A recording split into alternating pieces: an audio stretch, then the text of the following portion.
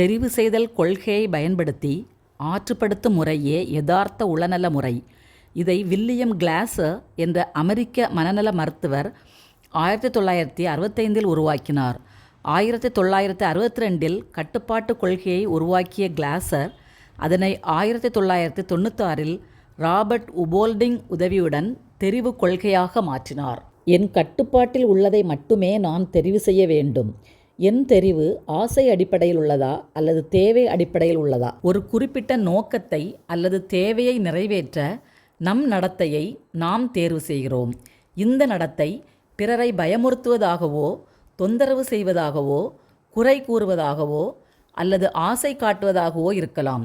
இவ்வாறு வெளிப்புற தூண்டல் மூலம் பிறரை மாற்றி நம் தேவைகளை நிறைவேற்ற முயற்சி செய்கிறோம்.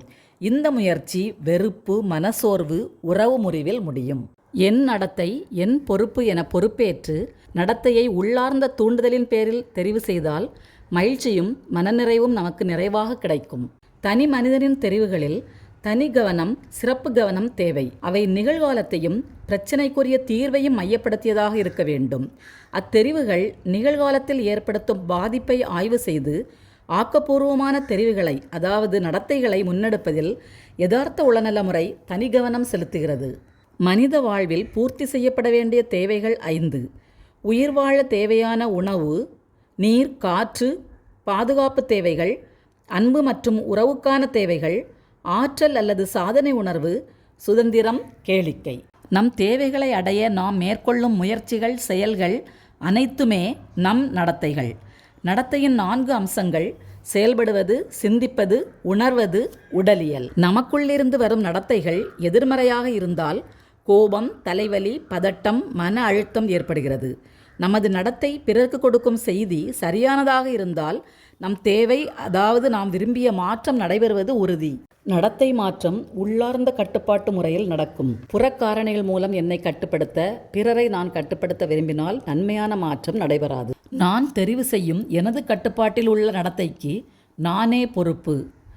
நம் நடத்தைகளில் கடந்த கால தாக்கம் உள்ளது என்பதை கிளாசர் ஏற்றுக்கொள்ளவில்லை. என் இன்றைய நடத்தை என் இன்றைய தேவையின் பொருட்டு எழுகிறது.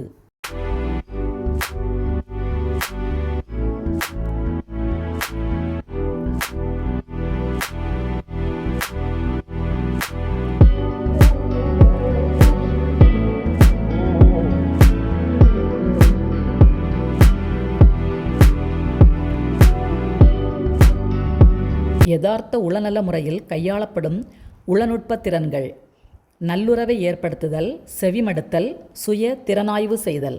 எனது நடத்தைகள் எனது தேவைகளை நிறைவு செய்கின்றனவா? உறவை வளர்க்கும், உறவை முறிக்கும் பழக்க வழக்கங்கள் பற்றிய தெளிவு என்னிடம் இருக்கிறதா? கனவுலகம், காணும் உலகம் இரண்டுக்கும் இடையே உள்ள நெருக்கம் எவ்வாறு உள்ளது?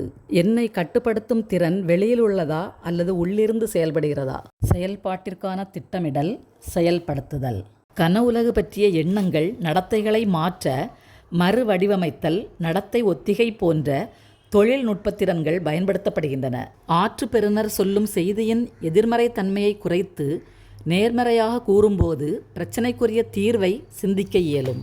நடத்தை ஒத்திகையில் ஆரோக்கியமான, ஆக்கப்பூர்வமான நடத்தைகளை ஆற்றுப்பெறுநரை கற்பனை பண்ண அல்லது நடித்து காட்ட சொல்லலாம். பிறர் தேவை, பார்வையை புரிய, நடத்தைகளுக்கு பொறுப்பெடுக்க, கட்டுப்பாட்டில் உள்ள நடத்தையை மாற்ற, எதிர்மறை நடத்தையை குறைக்க, சரியான தெரிவு மூலம் நினைத்ததை சாதிக்க, வாழ்வில் மகிழ்வை கொணர CTRT பயன்படுகிறது. CTRT பயன்படும் துறைகள்: family counselling, group therapy, parenting and marriage counselling.